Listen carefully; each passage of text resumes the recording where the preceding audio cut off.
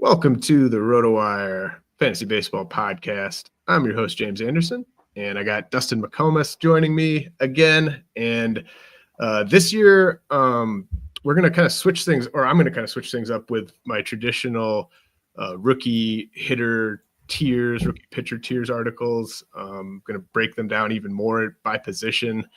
And I wanted to do some podcasts to kind of go through those. And I thought Dustin would be just a perfect guy to have on because he obviously does some prospect work himself and is an avid high stakes redraft player. So we're going to talk about outfielders and pitchers primarily here, rookie outfielders and pitchers with an eye towards NFBC Draft Champions Leagues.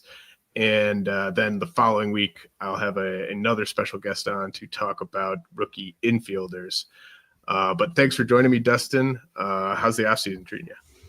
Thanks for having me, James. It's always a pleasure to jump on here. And offseason's going well. It's actually kind of the start of my actual offseason in my line of work because people are finally putting the baseball down in Texas and games are stopping. So it's a really good time for me to really crush some prep and get ready to jump in some draft rooms soon. So I really like this time of the year. It finally gets a little cold down here, not 90 degrees for a change. So that's a welcome sight as well. But, it's a good time to get some prep in and start getting some DC drafts. Yeah, it's one of my favorite times of the year, just really digging into these players and kind of figuring out what I think of them for the following season.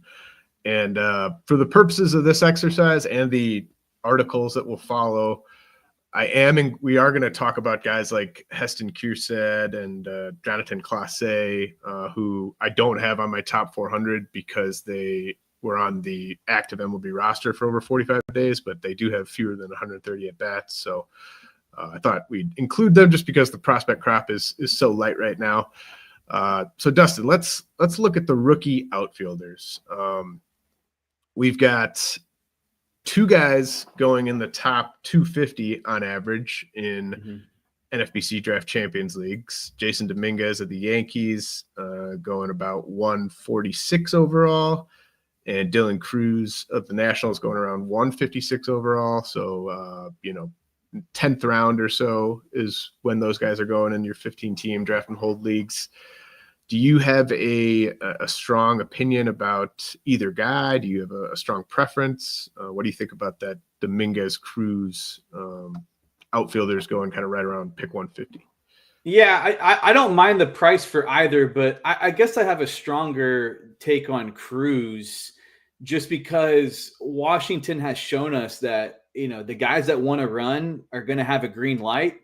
And I know this isn't how it works. You can't just pace it out over, 600 plate appearances, whatever. But if you did, Dylan Cruz is over the 50 stolen base mark just based on what he did in his debut. So I really feel good about the playing time there. I feel good about the leash, the opportunity, if he wants to be aggressive on the base pass, go and do it. I don't know how much of a batting average risk he is, but he's one of those guys that I think if you get into drafts and, if you're targeting power and average earlier on and you want to try to grab some speed at the outfield spot, that's a guy that could, pop 20 homers and steal a ton of bags because Washington's just shown that they'll really let those guys loose and run. So he's a guy that I've had circled as a guy that for a particular roster build, I feel really good about targeting him because of the playing time.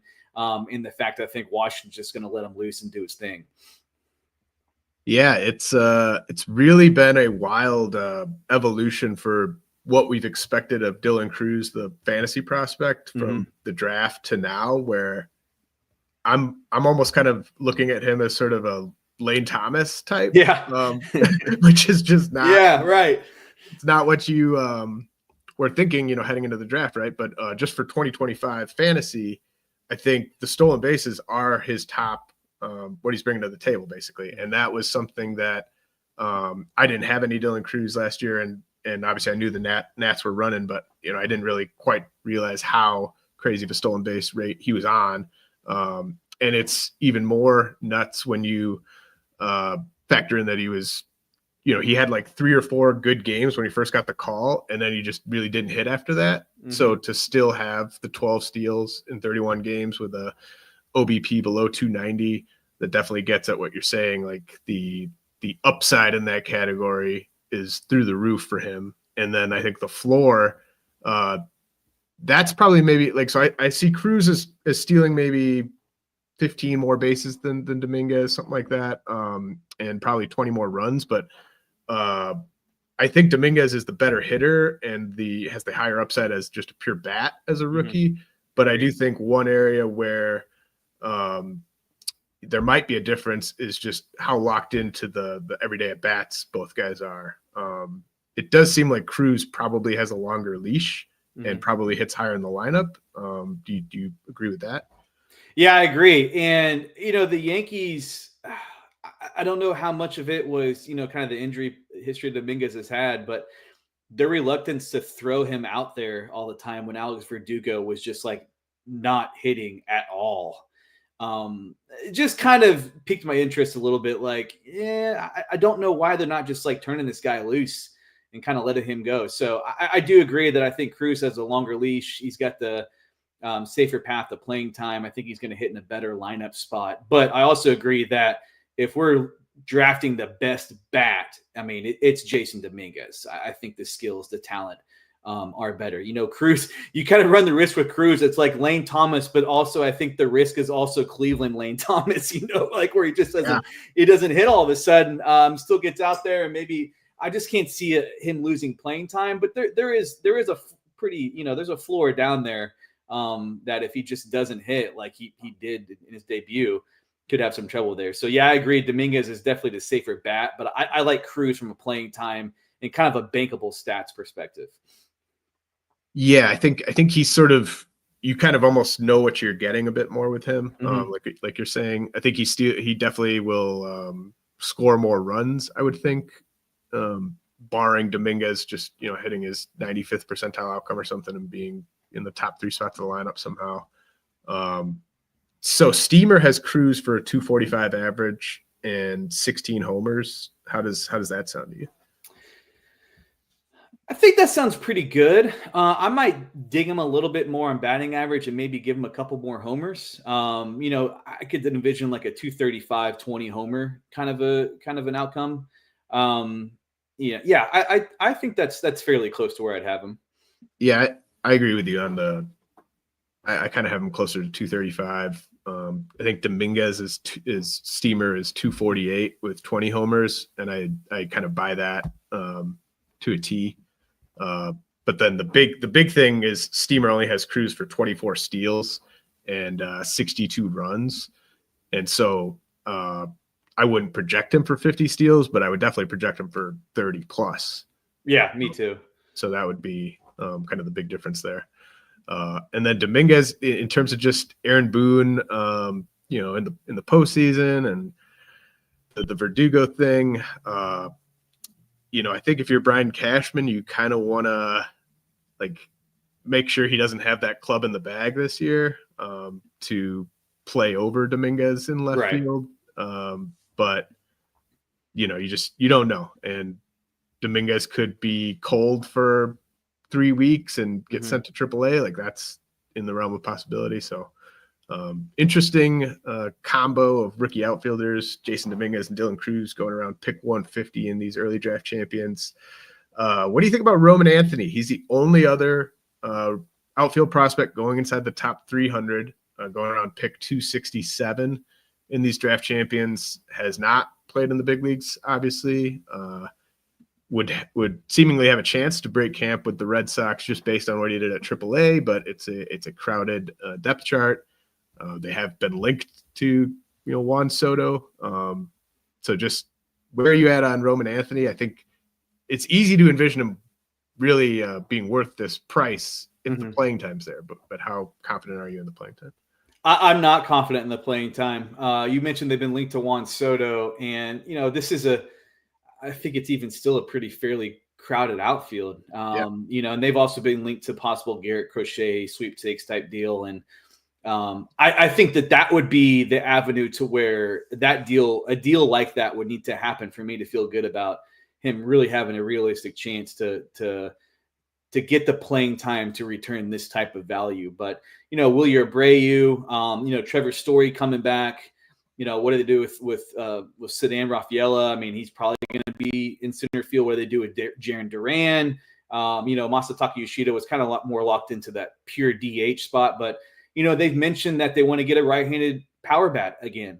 They brought in Tyler O'Neill last year. I'm sure they're going to pursue Teoscar Hernandez. So I just have a hard time envisioning the path to playing time here, because as long as Rafaela, Duran, and Wilyer Abreu are on the roster, I mean, those guys are going to play. And, barring another injury to Trevor Story, I just don't see Rafaela in the infield that much.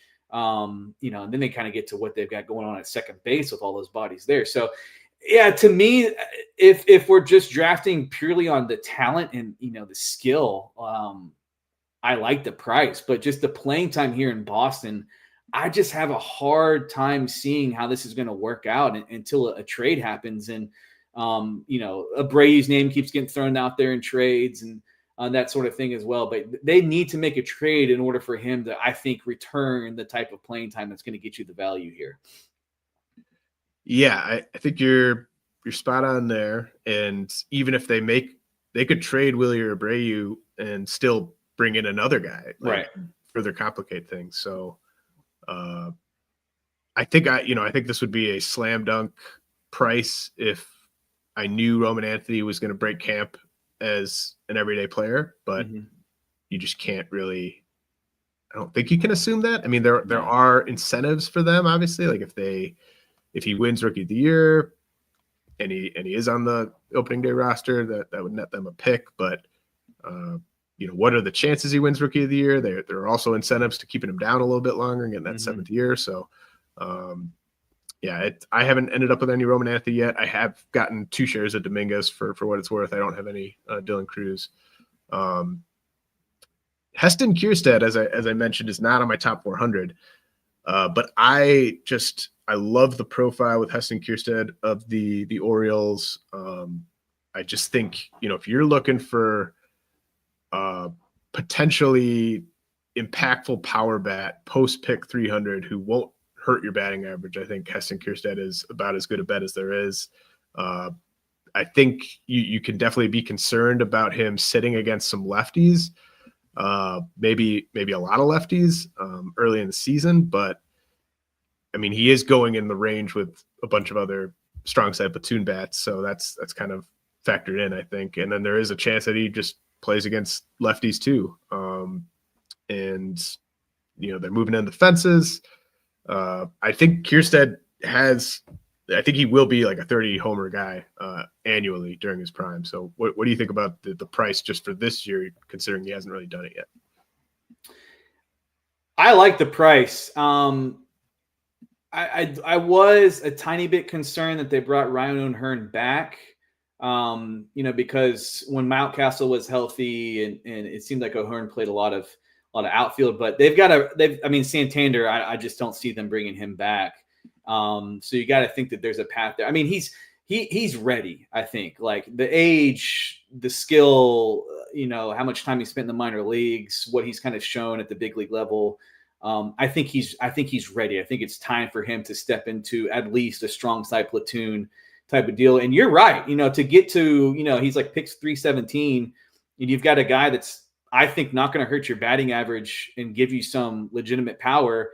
And he's got the opportunity, I think, to hit himself into a pretty strong lineup position in that lineup. I like the price. I like the player. I mean, this is a guy that when I was going through doing my team prep before I jump into drafts, he's a guy that I circled to where, like, if you can get a guy here that can probably going to hit 250 and 25 homers and might find his way into a pretty solid lineup spot for a good team, I think it's a really good price. And I mean, it better than I. Like, once upon a time, I mean, this guy, obviously the draft pick, I mean, he's way up in the first round, but he had some really high prospect status and kind of some things along the way kind of, delayed, I think, his arrival a little bit. But I think the talent's real, and I think the playing time is going to be there.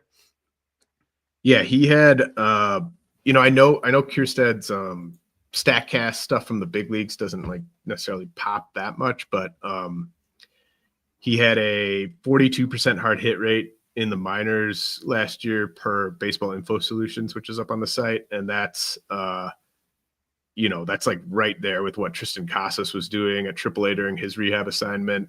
Basically a top 10 hard hit rate for Heston Kjerstad among all minor leaguers, 25 and under. So there's big time juice in the bat. So yeah, I haven't ended up with him yet, even though I like him, just because I didn't think the market would be this quick to sort of buy into him as much as they have. But I do still think it's a fine price. Andy Pages with the Dodgers is another guy that I've been kind of going after in that range. Usually because I missed on Kjerstad and then I take Pages, but I wouldn't mind diversifying a bit there. This next player is going to be a fascinating one, Dustin. Our final outfielder, our fifth and final outfield prospect with an ADP inside the top 450. So things really fall off at outfield. Chase DeLauter with the Guardians, going on average at 372. There are a handful of options that Cleveland could turn to in right field. DeLauter is certainly one, and the one that the drafting public is kind of buying into the most. They also have Jonathan Rodriguez, who I like quite a bit, who had a really nice year at AAA. John Kenzie Noel, Will Brennan hanging around. So what do you think of Chase DeLauter and the fact that he's getting drafted inside the top 400?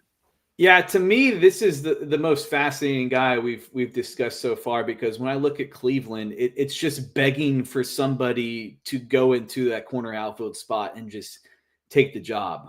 It seems like they've done the Will Brennan experiment a couple times already. Would they really run Noel out there often? I just look at that spot, and it's just begging for a talent to go in there and win the job and run with it. And I was hoping his price would be a little cheaper. It seems like the drafting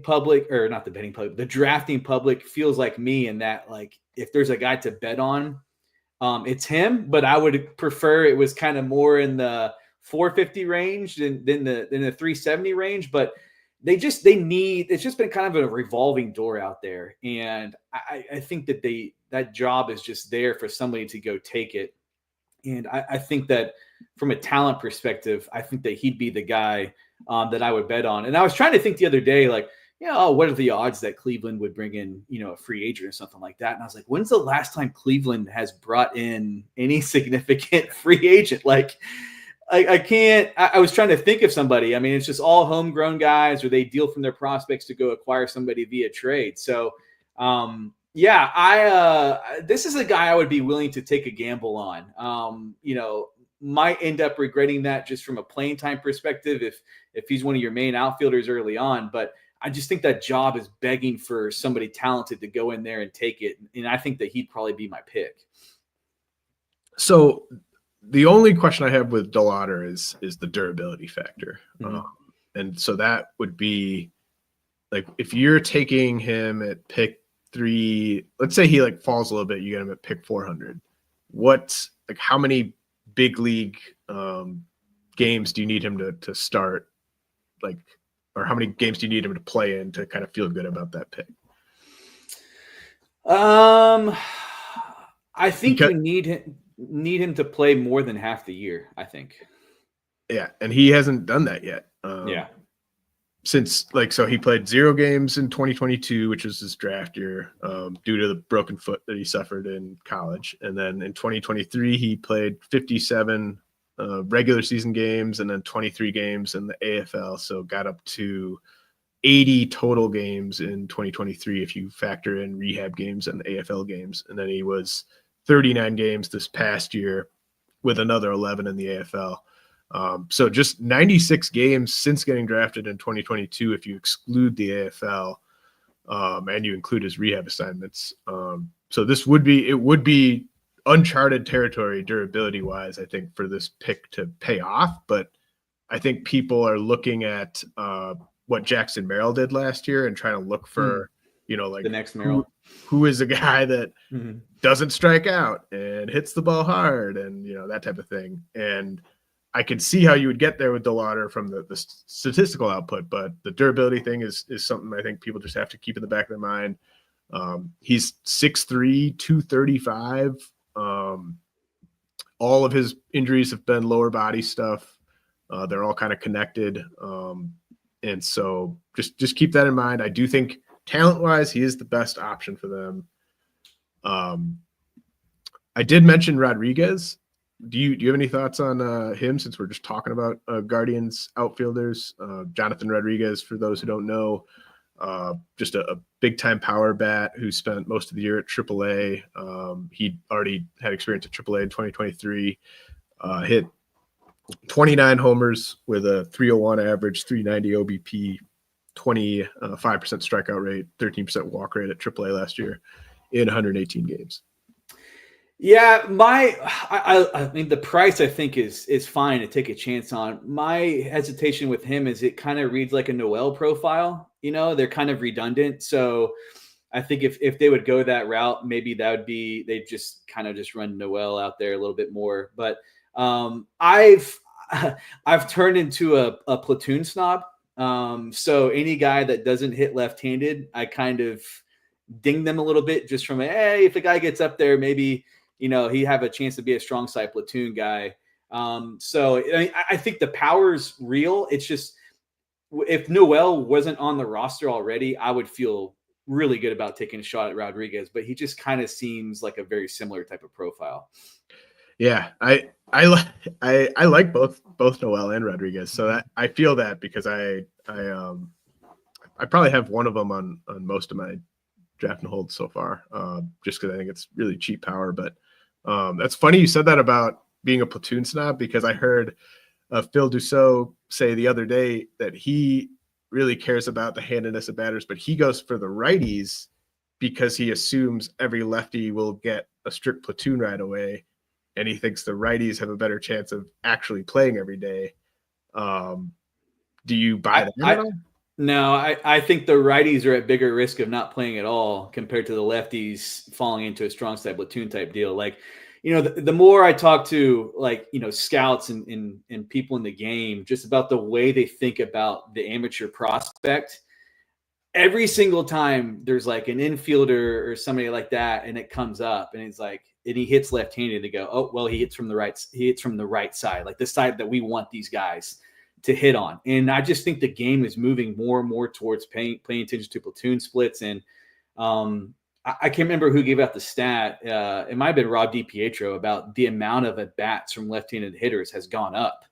And I think you see that too. Like, I'll never forget sweating over a start-sit decision with Brady Singer when he was heading to Yankee Stadium, and they rolled out the lineup, and there were seven lefties, Aaron Judge, and then like somebody else. And I was like, well, Brady Singer has really bad platoon splits. I think I'm going to sit him for this 2-start, because the Yankees are clearly paying attention to the platoon split. So no, I side with the lefties, just because I think that the way MLB teams think is they're always going to give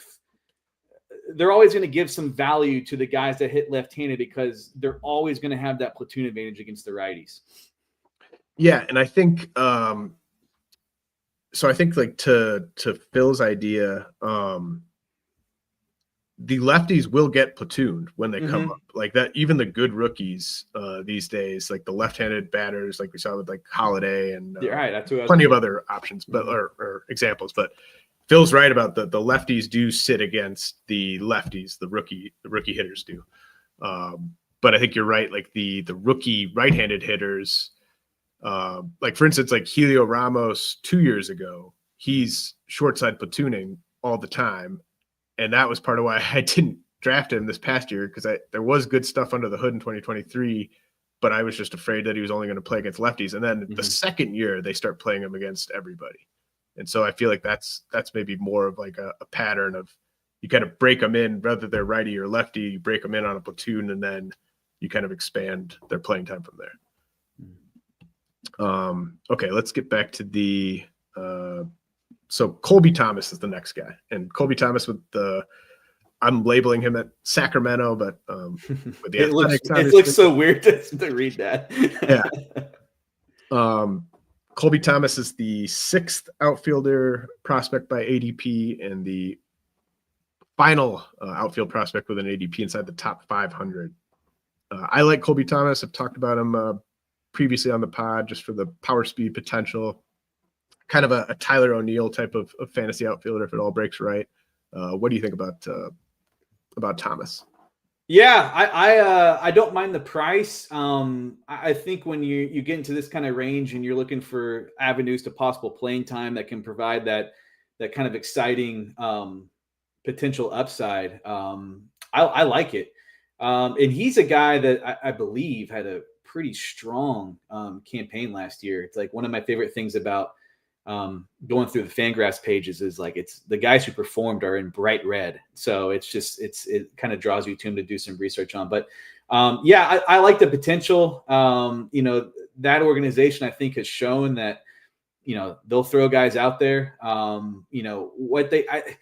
kind of wonder if a guy like Seth Brown's time is kind of coming to an end in Oakland, and we'll see what they do with Sacramento, what they do with Brent Rooker in terms of how much they play him in the outfield and things like that. Obviously, our guy Lawrence Butler is locked in, and JJ Bleday as well. But yeah, I like the profile. I like the age. It just seems like one of those guys that is bound to come up with the A's at some point this following season and, provide a little something and with an opportunity to maybe stick around for a little while.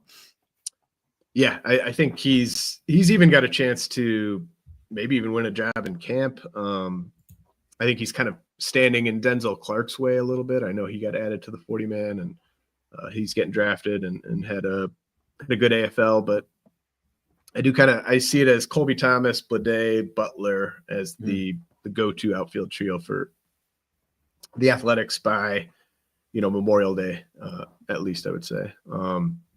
Okay. I had a couple other guys that were getting drafted just outside the top 500 to get to before we get to a couple sleepers here. Chandler Simpson, Dustin, he's become a bit of a lightning rod, has a 548 ADP, but I think just based on the way the projections view him and the kind of non-prospect crowd starting to come around on him, I think that his ADP is going to keep going up. So Chandler Simpson, he's never played at AAA. His one career home run was an inside the park home run. Great stat. but he is probably the fastest baseball player out there. And, you can look at the numbers, and if you think that the hit tool and all that's going to translate, and he's going to play a bunch in the big leagues this year, you could dream on 100 steals. But again, that's probably coming with 0 home runs. And so I think the big question is just how's the defense? Like, what's Tampa Bay's motivation for doing this? And I've heard the defense is as bad as a 40 grade in the outfield, despite his incredible speed. And he could certainly get better as a defender. Even just in the offseason, he could show up in spring training and be a better defender. So what do you think about, I think Chandler Simpson, you could definitely make a case for going after him if it was a late round flyer, but I think now he's kind of a middle round guy. What do you think about that potential price on Chandler Simpson?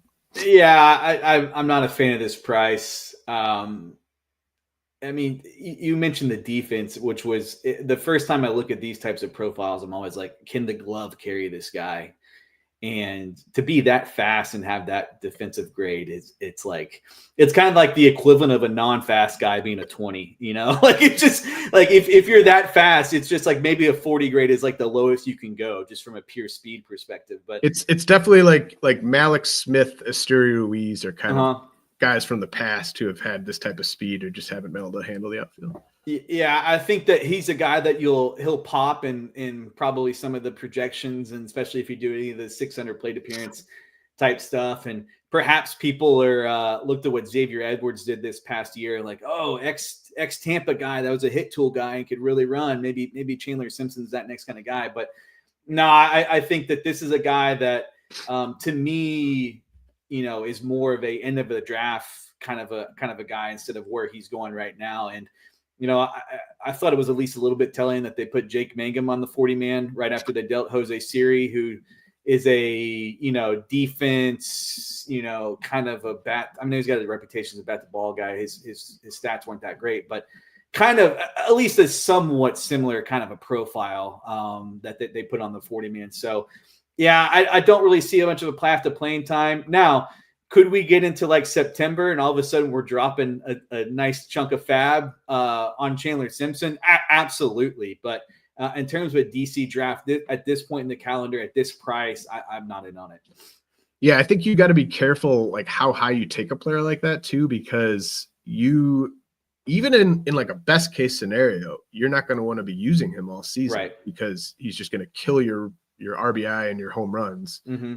So like you're just going to be picking your spots with him anyways. Like you could use him you could get like 20 steals from him, and then that would be all the steals you need maybe from that roster spot. So. Right. Yeah. And and there's a guy way, way later than I think you're a fan of, but like I would rather much rather have Enrique Bradfield at his price than I would Chandler Simpson. Because one of those guys can really defend and the other one can't. I 100% agree with that. Like to me, Enrique Bradfield should be going ahead of Chandler Simpson in draftable leagues.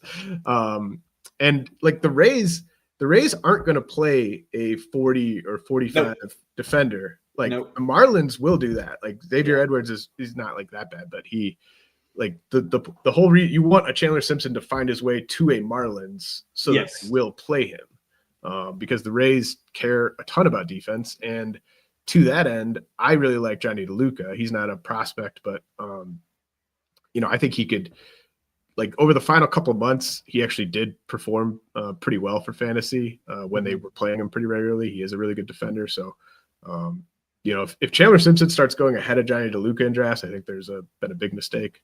Oh, that'll just keep me in draft rooms. just keep trying to get Johnny. Yes, and Jonathan Clase, I think, is another guy. I'll mention him quickly. Again, he's not on my top 400 because of days on the active roster, but he could go, 12 homers, 30 steals if the playing time was there. And he's going right by Chandler Simpson. I would assume Simpson passes him in ADP here in the coming weeks. So you had a guy that has been around for a long time and it has found his way to a very bad team where you could play. Zach DeLoach. Where do you see his bat? Like, is he going to just break camp as an everyday guy for the White Sox? I think that he's got a chance to at least be a strong side platoon guy that's going to get you enough playing time to return the value. And, I had a little history with him because he played college ball pretty close to me. And he was a pretty polarizing draft prospect, just kind of talking to the scouts. And it was like you'd show up and you'd see the tools in the workout and things like that, but you wouldn't really kind of see it in the performance. Well, he started to perform later in his college career. And I know it's the White Sox, but on the one hand, it's the White Sox, but on the other hand, it is the White Sox. So there's going to be playing time there potentially. End of the year, hitting in a pretty good lineup spot. I think there's a chance for a little bit of power of speed there, but you get to that point in the draft where he's going. And I think that he's got a pretty good shot at some playing time, or at least breaking camp with a strong side platoon type of role. And, whether he hits or not will likely determine how much he stays in the lineup. But I like the price and I think there's some talent there to return some value. Yeah, I think that's a good job identifying a mispriced player. As you said, his ADP is basically like 750. So he's going in the final rounds of these draft and holds or getting undrafted. I think honestly the Owen Kate, so only 10 of these guys, Jason Dominguez, Dylan Cruz, Roman Anthony, Heston Kjerstad, Chase DeLauter, Colby Thomas, Emmanuel Rodriguez with the Twins, who we didn't discuss, Jonathan Clase, Chandler Simpson, Owen Casey. Those are the only 10 outfielders who have been taken in all 16 of the draft champions that I pulled from. So there's really just a ton of wild cards and dart throws at the position, but DeLoach going at that late, and then Enrique Bradfield, who we touched on, going that late is interesting. What do you think about Gustavo Campero? Yeah, kind of a no-name prospect, but he's he's potentially going to play a decent amount for the Angels. Yeah, it's a switch hitter, and I think that those guys maybe sometimes to a fault get like the benefit of the doubt with the big clubs, because I think the managers like the idea of just like, I can throw him in there, and just because of the sides he hits from. But I think that he's a guy that if I were doing prep like 3 months from now, I would have totally forgotten about. But you remember the time at the end of the year, he's playing. He was kind of a trendy fab pickup in mains because of the potential speed. And at the price, again, we talked about Chandler Simpson potentially providing all that speed. He's another guy way down the list there that I think could get you some playing time, could get you some speed, and is maybe usable for a couple of weeks. Or if you get to the point in DCs where you need to chase stolen bases in your categories and you just need guys to throw out there to kind of get you a steal here or there to push you over the hump. He's the guy that could fill that perspective as well. And I believe they just DFA'd Jordan Adams, I think. Yep, they DFA'd Jordan Adams and they DFA'd Eric Wagaman last year. Yeah, so Wagaman, 3-hole hitter to end the year, DFA'd him. So like there's Adams being gone. I mean, there's one fewer body to compete with there. And that outfield, like, is Mike Trout going to stay healthy? Are they really going to play Jorge Soler in the outfield at all when he's not DHing? Like, there's a little bit of path there, I think, to playing time, or at least be like kind of that fourth outfielder off the bench to where he might just get the opportunity to play from injuries, just because that's just kind of what's happened to the Angels. So, yeah, I believe he's going like 747 in drafts. Sign me up for that price. I'll take a chance there. Nice. All right. Well, we've covered the outfielders. I'll have more sort of endgame targets in the article that I'll be posting either this afternoon or tomorrow morning, Thursday morning. Let's move on to the rookie starting pitchers, Dustin. By ADP, Jackson Jobe is the top starter. Roki Sasaki's obviously going to pass him. Jobe going at 229. And then Bubba Chandler going at 278. Roki's ADP's at like 301, but that's just because half those drafts happened when it was unclear if he was coming over. And then you got Kumar Rocker and Andrew Painter kind of rounding out the top 5. And all those guys, Sasaki, Jobe, Chandler, Rocker, Painter, have an ADP of around 300, with the exception of Jobe, who's going about 230. So how do you kind of view that sort of landscape of those 5 pitching prospects up top, who are all very big names, very big stuff, and Sasaki probably the only one who will have an ADP inside the top 200. Yeah, obviously Sasaki is gonna fly up the board, and I mean he's a guy that I think in March he's going very comfortably in the top 100, I believe. Yep. Of that group, not going to surprise you, James, but Bubba Chandler is my favorite guy from this group, especially if you just look at where Pittsburgh's rotation is right now. And they need to start making a push. Like they've got Paul Skeens for cheap. They've got Jared Jones for cheap. They've done a good job with their pitching development side. I mean, they need to be aggressive here and try to open a window a little bit and really go compete for a playoff spot. And, Chandler, from just, the track record and the innings he's already compiled, the stuff, the athlete. I mean, he was a big time football prospect as well, coming out of high school. There's some athleticism there. He just, for me, checks every single box that I look for when I'm targeting these rookies types of pitchers. Rocker, I actually had the pleasure of seeing him in person in one of his last AAA starts, and his best AAA start. Yeah, it was.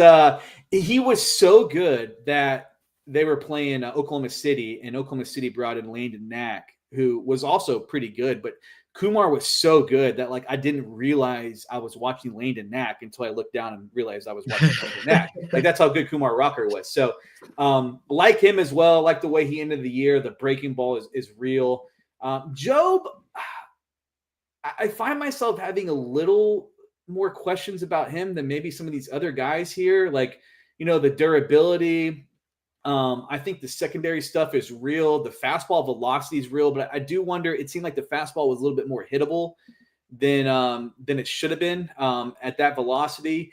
And I feel a little better about Chandler giving me a workload, Rocker giving me a workload, than I necessarily do about Jackson Jobe, which kind of feels crazy to say, but I just have a little bit more hesitation about him than I do those other guys.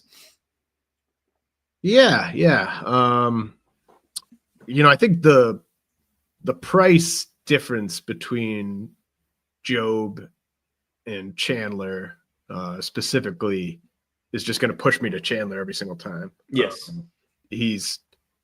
I think he's a better workload bet than Jobe. Clearly, I don't think there's really any denying that. And so, how much better is Jobe's stuff than Chandler's? Maybe it's a little bit better, but Jobe, I think Chandler's demonstrated an ability to turn over a lineup multiple times more often than Jobe has. And I just think, even though Rocker's coming back from the surgery and stuff, I think Jobe is going to be babied the most of those top 4 guys. Painter, I think, is going to get babied a lot too. But Chandler, I think there's nothing stopping him from throwing 160 innings in the big league, other than an injury, really. I agree. To me, it's lazy to say this, but to me, he's Jared Jones. From a workload, he's 6'3" Jared Jones, basically. Right. Yeah, that's how I view him. Yeah, he's a really, really good pitching prospect. And I agree with you on Rocker. The Eno brought this up, just that his stuff, he doesn't quite have a real weapon for lefties yet. And the numbers kind of back that up a little bit, but it's not as stark as, say, I like Will Warren's slider a lot, and I like certain things about Yober Diaz. Those guys have really stark splits where lefties just tag the hell out of them. It's not quite that bad with Rocker. Any thoughts on, or I guess so, Chandler, I think it's going to be fascinating for me to see where he goes in the big money auctions, because his price right now, it's just kind of locked in via ADP. But do auction players view that same gap between Jobe and Chandler and Rocker? I'm not sure. I think you might actually see them all go pretty close in an auction. And did you have any thoughts on Painter at all before we move on? The way they've talked about him publicly makes me think that they're going to give him an opportunity, but the real opportunity is going to come next year. It's just the way they've discussed, hey, we think this guy down the road is going to be a workhorse, really good front of the rotation type of guy. But just the fact that he just has barely pitched over the last couple of years, I think that they're like you said, I think they're going to baby him. And it's probably not I don't know how many innings you're going to get to really return that kind of a price point, but not necessarily a terrible guy for a DC, because you're just going to plug him in when he's in the rotation and put him on your bench when he isn't. Might be a more frustrating guy to roster in a fab league, because I think you're going to be forced to think about, okay, do I stash this guy? Do I keep him on the roster when there's a situation where maybe they're limited his workload and so on and so forth? So, I think when we get to this point next year, I'm going to want all the Andrew Painter I can get, and he'll certainly be going higher in drafts than I think that he is going right now. Yeah, I agree with that completely. I don't really see a scenario where I'll have any Painter shares this year, but I do certainly I love the pitcher. It's just it's strictly about the workload and the price. I think he's just getting overdrafted. I think people, I think I mentioned this on a prior pod, but I do think people are just kind of chasing Paul Skeens, with DeLauter, people chasing Jackson Merrill, and they look at Painter as he could be this year's Skeens, but that's not a good way to play fantasy baseball. Dustin, the next guy, so those 5 guys: Roki Sasaki, Jackson Jobe, Bubba Chandler, Kumar, Rocker, Andrew Painter, all going essentially inside the top 300. Rhett Lowder is the next starting pitching prospect, and then Zebby Mathews right after him. We saw both those guys in the big leagues last year. Rhett Lowder, he doesn't really do it for me in just 5x5 Roto Fantasy. I don't see a high strikeout ceiling. I don't like the team context. But he obviously has a ton of pedigree, and he's going to be in that rotation all year in Cincinnati. Lowder will be. And then Zebby Mathews, obviously just the surface stats last year, much worse than the pitcher, but he's not safe, I don't think, quite yet either. Any thoughts on Lowder or Mathews?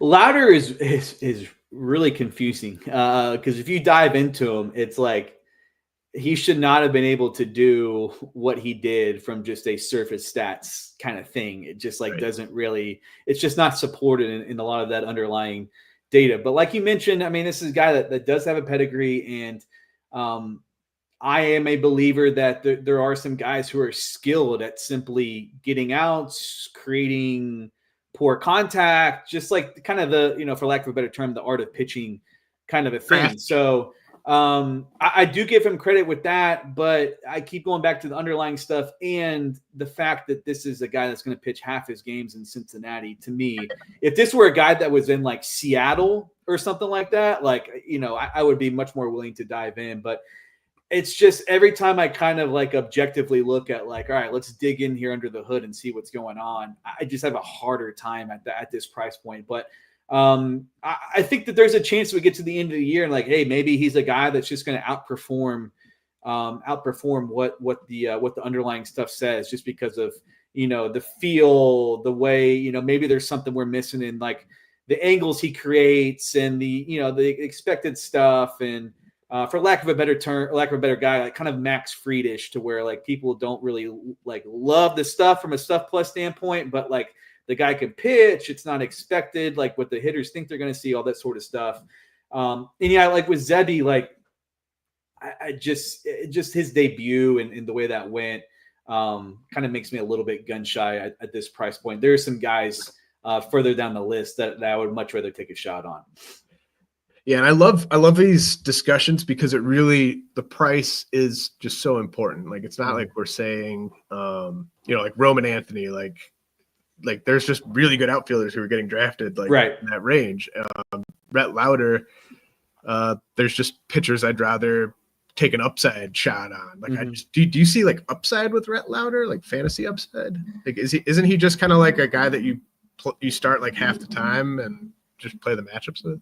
Yeah, no, that's the thing. Is like you're not chasing like Bubba Chandler-ish upside here. Like not even really close. I think the upside is that he might be able to consistently get deep enough into games that you're going to put yourself in line with some wins, and maybe he just outperforms the underlying stuff and gives you some ERA. But like the big strikeouts, breakout upside, I just don't think you're getting it there. I think you're drafting Rhett Lowder, and I think this guy probably goes around the same range. But like to me, you're drafting Rhett Lowder with the hope that he was Brady Singer last year. It's kind of how I view him. Oh yeah, totally. Yeah, I agree with that. Now we do get into some upside below Lowder and Zebby.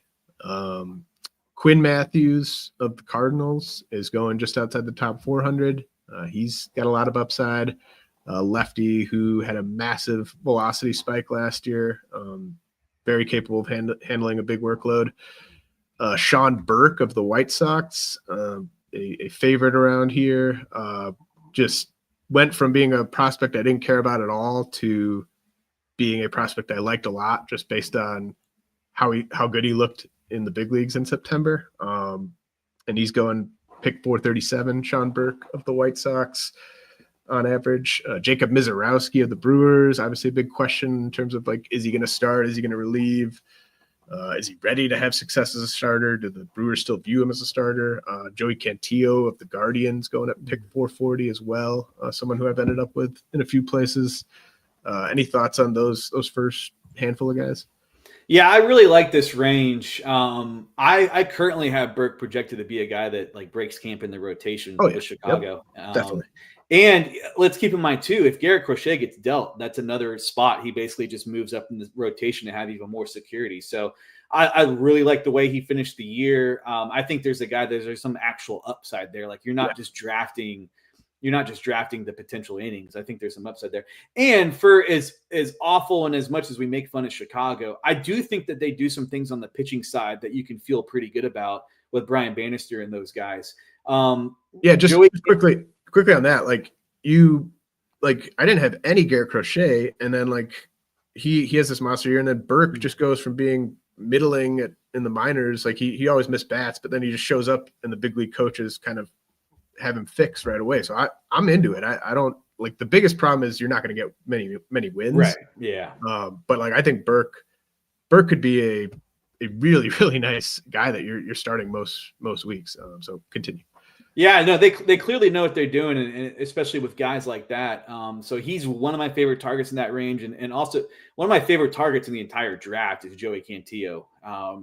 Just he's got some outlier characteristics, I think, when you look at the extension and the way the stuff plays, the way the secondary stuff works. And we know that Cleveland is not shy about, hey, you're going to throw your best pitches the most. So if that happens to be your breaking stuff or your changeup or whatever it is, they're going to maximize those guys. And he's actually a guy I had rostered on my main event the final couple of weeks of the season when I was kind of chasing some wins and he had some two-step opportunities and stuff. So I really watched a lot of his starts and I liked it. I think that there's how much can he turn a lineup over, I think remains to be seen. But could he be a guy that's 5 and dive kind of a guy that gets you enough strikeouts to hold some value there?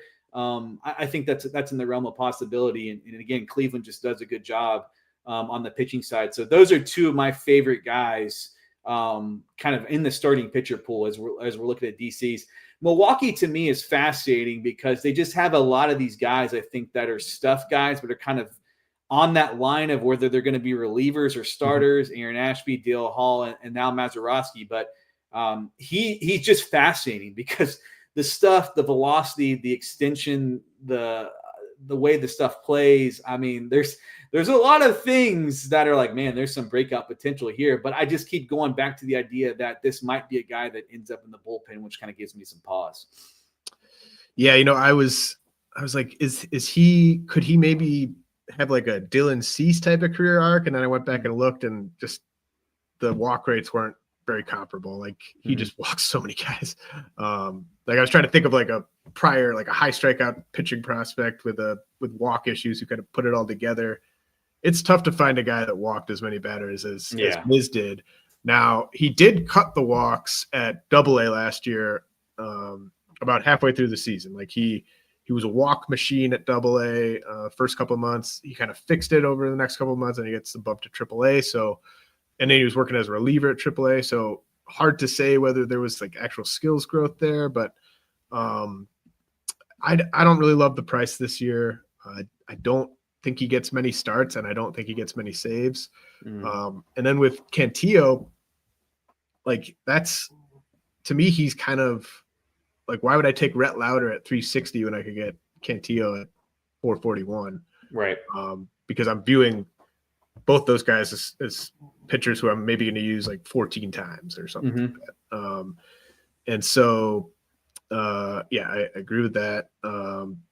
Now we've got Jack Leiter, Noah Schultz. Someone in the comments is talking about Noah Schultz, AJ Smith-Shawver, maybe post type. But Michael McGreevy at pick 503.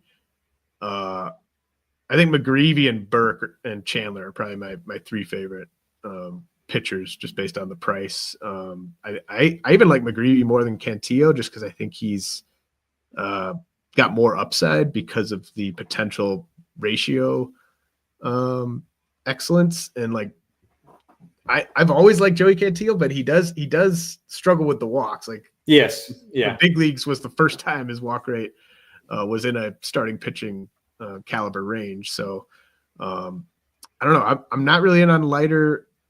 I haven't gotten Schultz or Smith-Shawver. I don't mind those prices, just if you're taking a shot. But I am a huge fan of Michael McGreevy around pick 500. Yeah, I could not agree more about McGreevy. The role, where he can help you. I think that this is a really smash there at around 500 ADP. And this is. St. Louis is an organization that's kind of turning the page, and really, as even publicly said, like, look, we're basically looking towards the future and kind of developing for the next team. We're developing for Chaim Bloom to come here and take over and start operating things a new way. And I think McGreevy is a guy that would not shock me at all if he hangs in the rotation as long as he's healthy. And if he's healthy all year, he could get you 30 starts. And like you said, there's some upside there to give you some solid ratios as well. AJ Smith-Shawver, to me, he's just such a classic post hype guy, but I don't know. I'm starting to get some Matt Manning vibes, like really good athlete and the size and the stuff and all of these things. But then when he gets up to the big league level, it's just not there yet. Now, I will say I keep holding on to him because his background as a high school pitcher was just so unique. Like he was just not even really a pitcher until the very end of his high school career. And Atlanta just did a fantastic job scouting him and taking the chance there. So I do think that those are the caliber of pitchers who do tend to get better later, and sometimes they get better really fast. So I'm fine taking a chance on him there. Lowder, I was excited when he came back, and I was like, oh, maybe they fixed the fastball shape and that sort of thing. But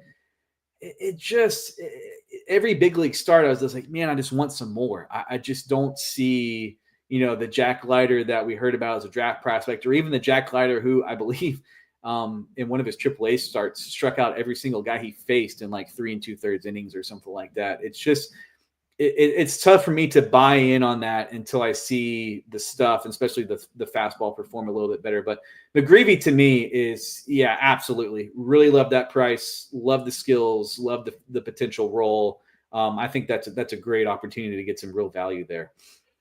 Yeah, I mean, the thing about Lowder, like, there's a chance Lowder makes me look really stupid and like has a good year, but he could give up 8 earned runs in an inning and a third against any team. And like, that's just scary to me. Now we did get a comment, wanted a bit more on Quinn Mathews with the Cardinals. Like Dustin said, they're going with the youth movement. I think he could win a rotation spot in spring. I'm a little scared at just how much the velocity jumped with Quinn Mathews. But I don't mind the price. I think I have him maybe in one league, but I think I got him after ADP. He's going around 405, but yeah, I don't mind the Quinn Mathews flyer there. And I think he's a fine like Endgame guy in fab leagues too, because you can always cut. Yeah, to me, that's kind of a guy you take at the end of an OC, and if he breaks camping, wins the job. But I just was a little, kind of some of their recent roster moves just kind of muddied the waters a little bit, with and they still got Tink Hintz, and they put Roby on the 40-man. Adam Kloffenstein still hanging out there. We already mentioned McGreevy.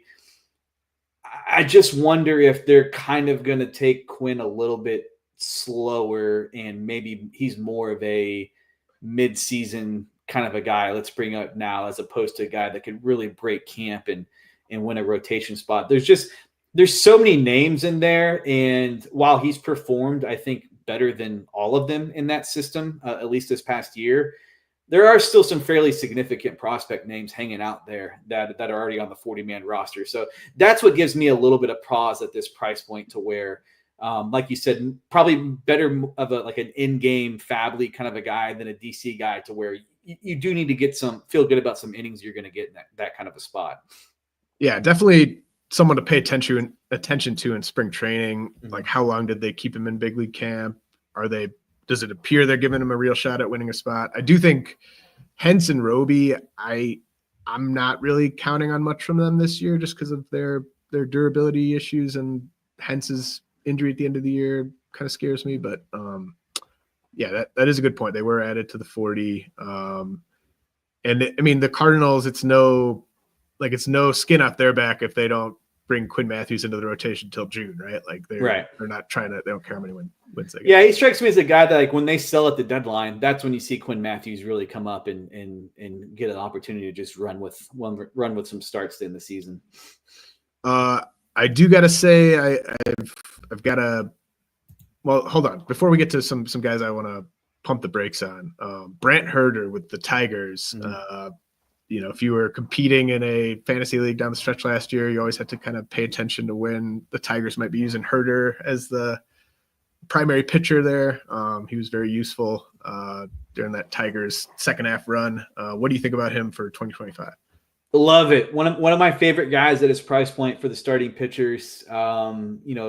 I know he had the roll down the stretch to where he was often behind an opener, but still he hit 5 innings or more in 6 out of his 10 final pitching appearances. And Detroit, to me, has turned into an organization that's in the circle of trust with arms, at least at the big league level. Like what they've done with guys up there and getting the most out of them, I think has been really, really impressive. And it goes far beyond what they did with Jack Flaherty and kind of unlocking him and getting him back into form as well. So I've dug into Hurter some under the hood, and just like the way it just didn't seem like there was much fluky about his performance. Now I do think he needs to get his splits kind of in line. But again, that's where I go back to and give Detroit the benefit of the doubt, to where I think that they're going to use that pitch mix and that stuff and get him in the best position to keep righties from really kind of creating a big advantage there. So really like the price, really like the skills he showed in the season. And I think there's an outcome to where maybe he's one of those Ryan Yarbrough types that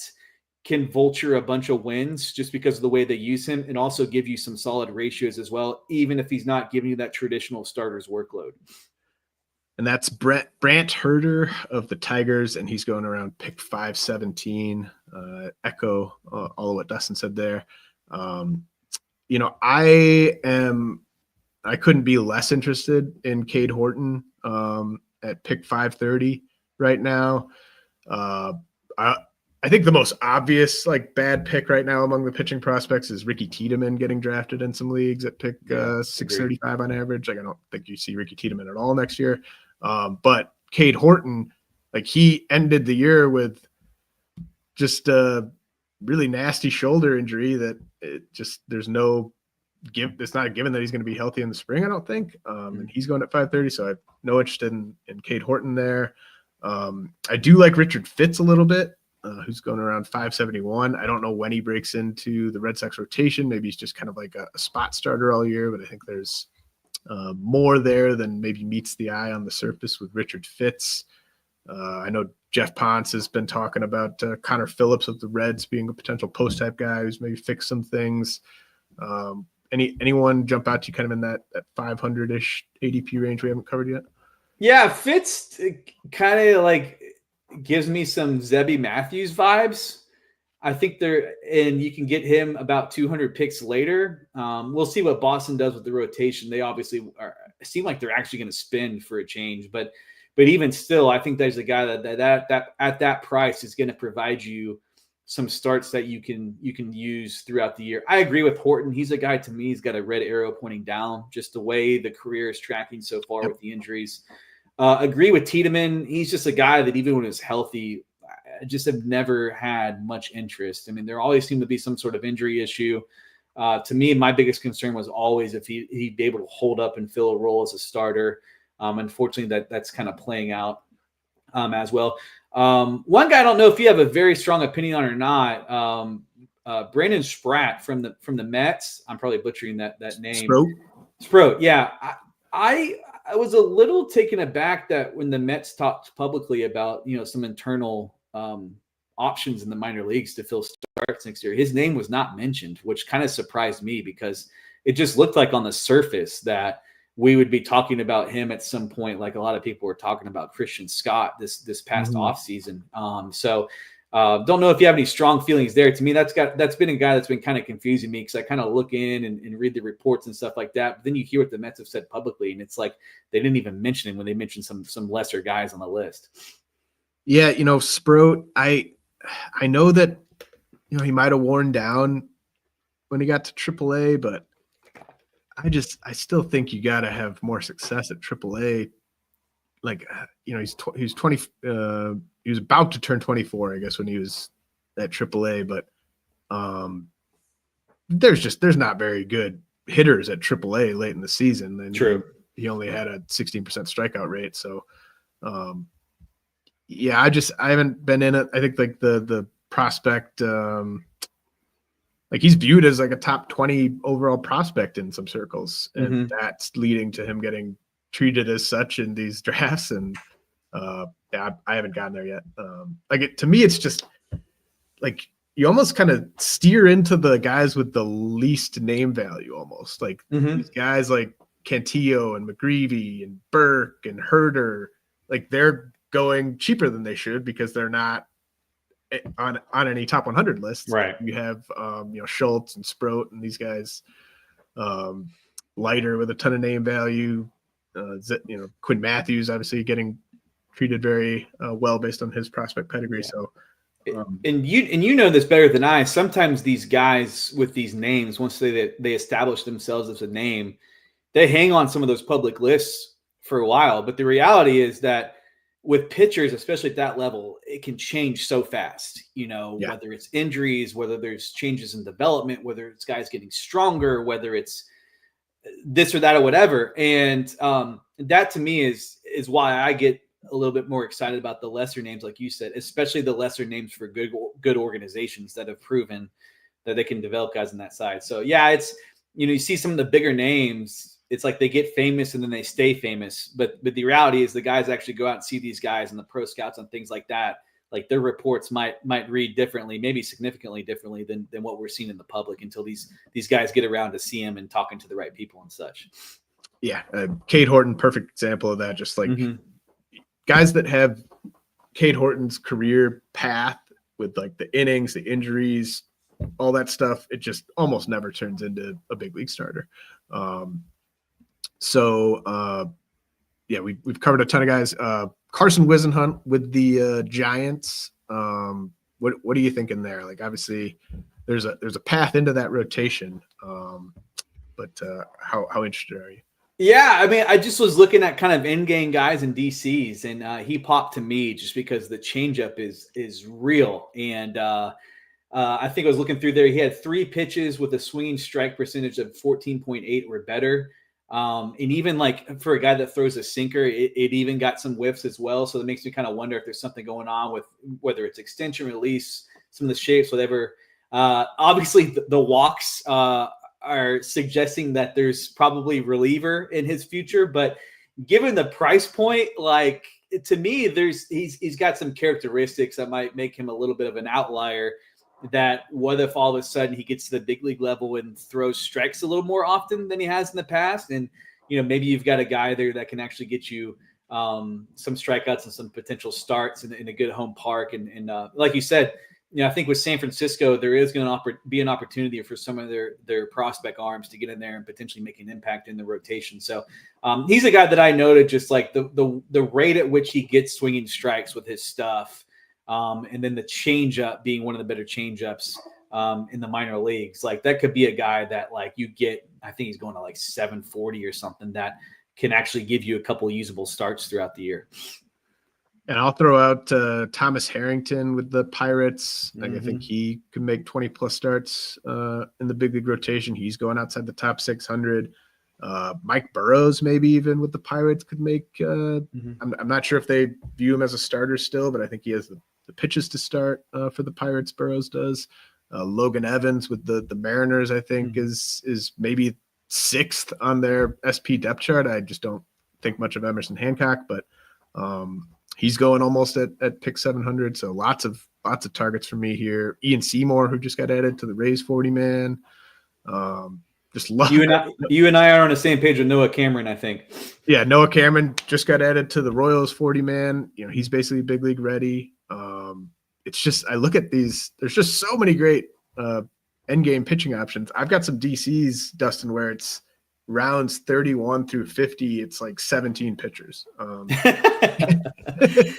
like I haven't drafted yet, but I mean, in my head, I just every time I'm looking at the pitching, I'm just like, I want to pound hitting early on, and then just like I'm not going to have a problem finding pitchers throughout the draft at any point in the draft that I'm going to be into at some level. And you mentioned Brady Basso with the A's. Like a guy that actually was up with the club to end the season and showed a little bit of skill and doesn't project that terribly. Like, Justin Roblaski with the Dodgers, there's no Dodgers tax there. Like this is a guy that threw starts for them. Like he's a mid 90s fastball from the left side with the Dodgers. Right. Yeah.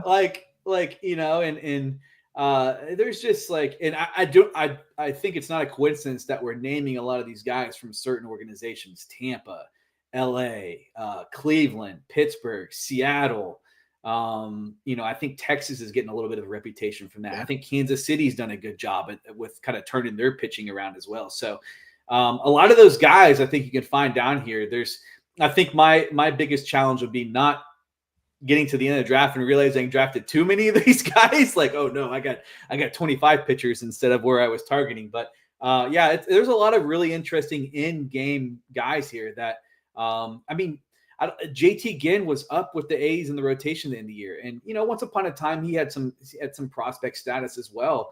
There's some interesting names down here. Brandon Birdsell's a guy that I flagged when I was doing the Cubs. He's got some potential there to maybe push into the rotation. So a lot of interesting names here in the starting pitcher group. All right. Now, my favorite topic, relief pitching prospects.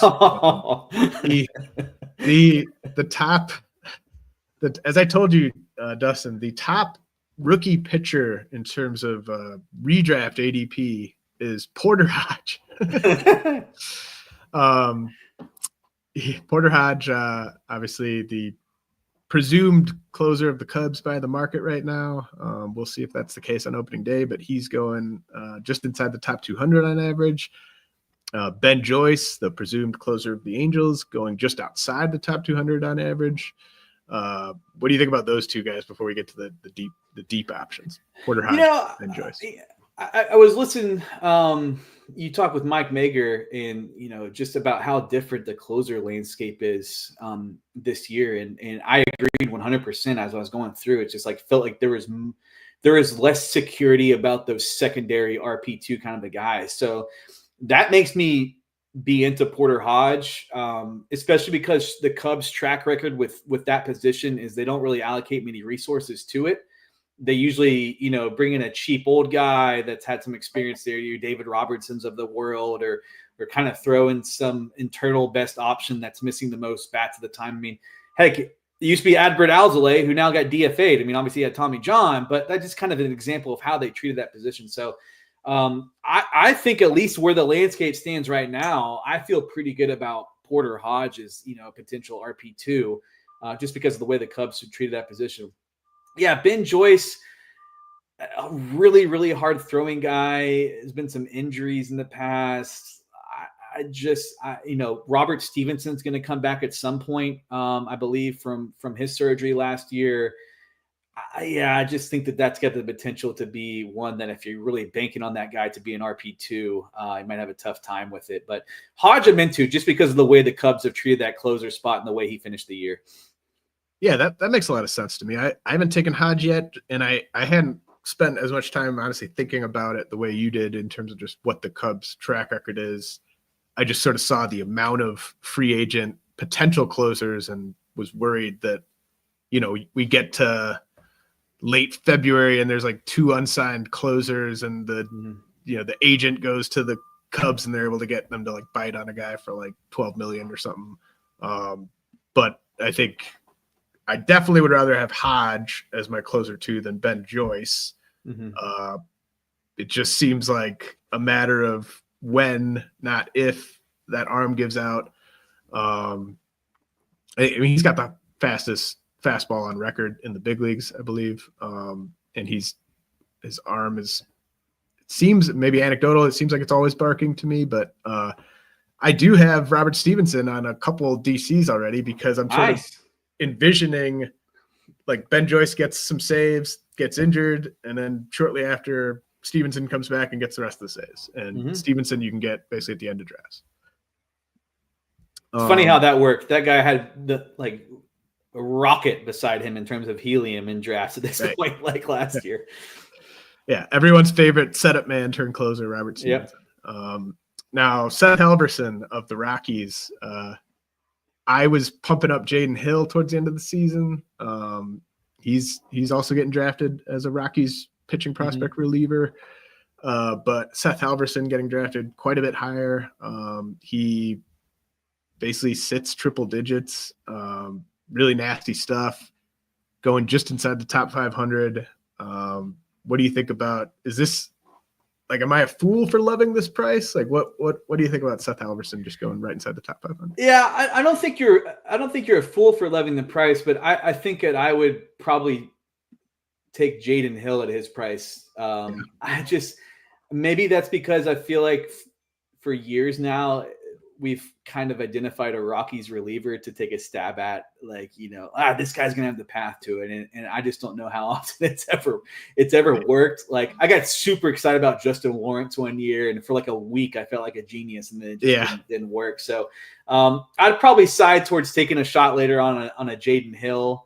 But no, I see where you're coming from for sure. And, I think they've already dangled Justin Lawrence out there in trade talks and things like that. So we know that there's nobody manning a pivotal position in the Rockies bullpen that has like consistently performed. So there's an opportunity there for somebody to go in there and become the guy.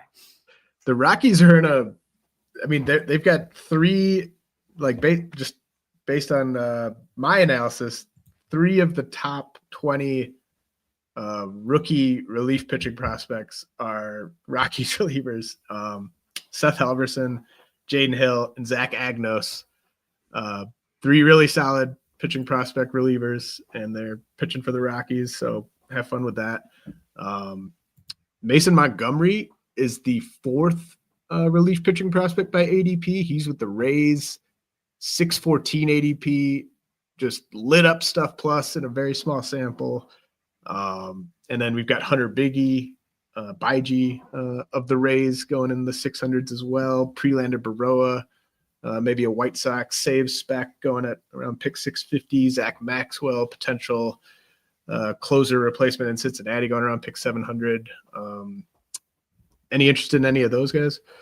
Yeah, I actually saw Montgomery in high school. He pitched about 20 minutes from my house, and I'm definitely in on that one. To me, I think he's going to become kind of their Colin Poche, just that go-to lefty guy that there's going to be points in the season where the way the lineup lines up at the end of the game, there's going to have some lefties coming up and they're going to give him the ball. And I think his background, he was once upon a time a starter. So I think that he's a guy that they might even stretch out for a couple more than an inning appearance here or there, just based on the way the lineup works out. But you mentioned the stuff. I mean, the way that he was able to get whiffs and the way the stuff was rating was really impressive. And having seen him, there was a little bit of unique things about the way the arm works and things like that from the left-hand side. So really, really like him. And we know Tampa just kind of churns and burns through these guys. And it's just like the next man up type of deal where it's like, oh yeah, here's another, whether it's extension or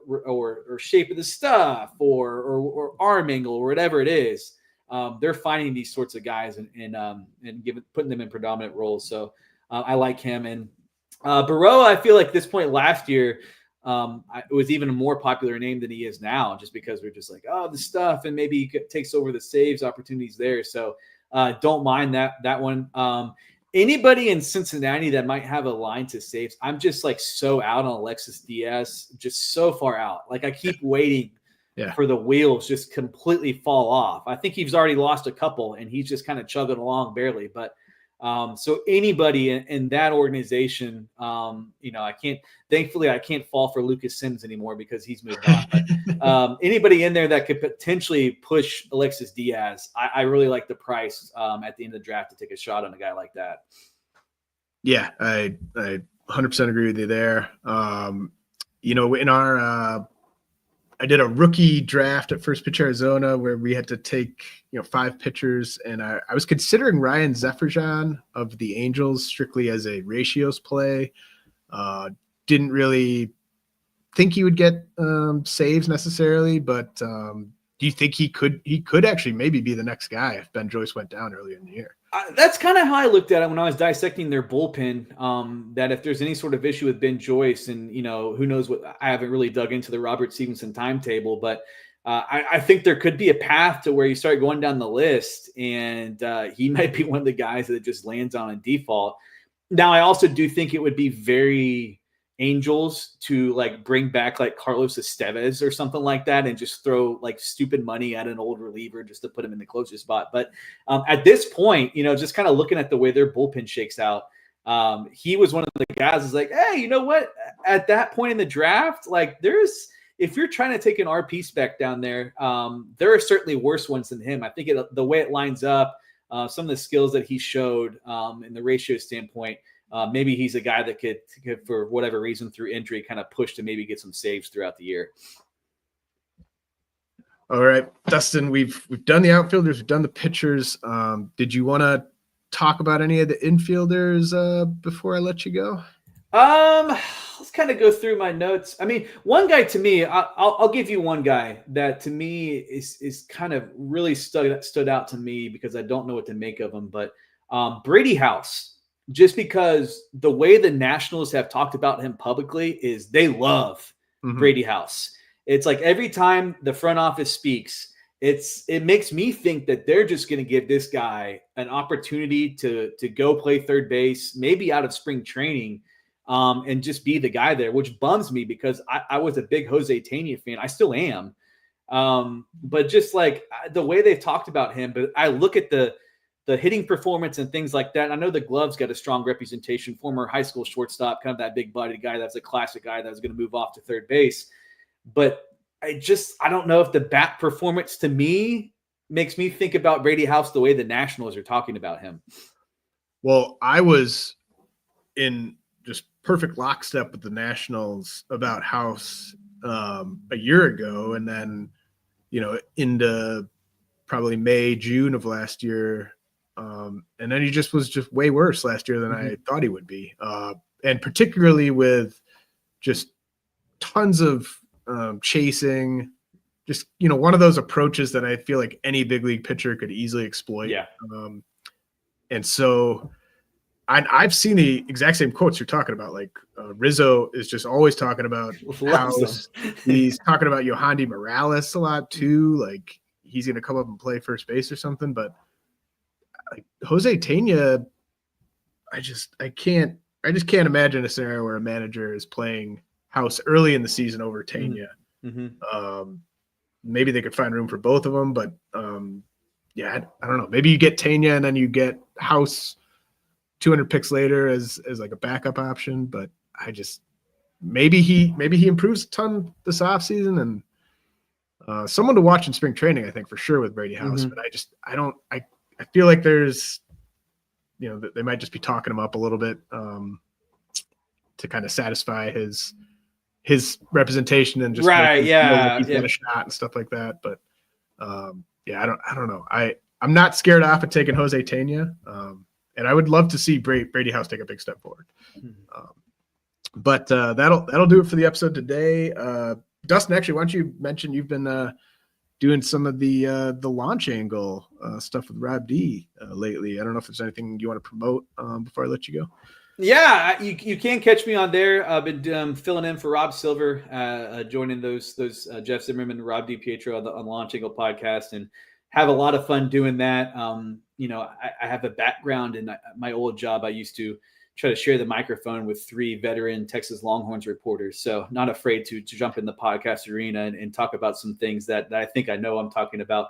You can catch me there as well. And once I get through some draft prep, you'll probably see me publishing some more thoughts on X and so on and so forth in the draft rooms and things like that as I really gear into getting into my prep for the upcoming draft season. It's like once you jump into your first draft room, it's like you're never not in a draft room until like the end of March. So like I give myself to around December 1st and jump in there. But you can follow me on X at Dustin L. McComas and kind of be pumping out some fantasy baseball content throughout the next few months, and catch me occasionally on the Launch Angle podcast with those guys as well.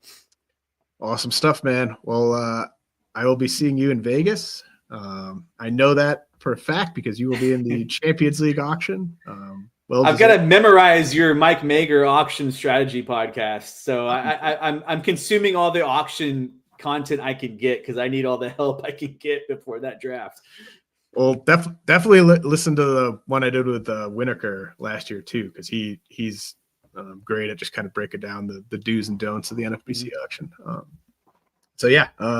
Really good stuff with Dustin here, talking rookie outfielders, rookie pitchers, and then next week I'll have a very special guest to talk rookie infielders. Thanks for listening to the RotoWire Fantasy Baseball Podcast.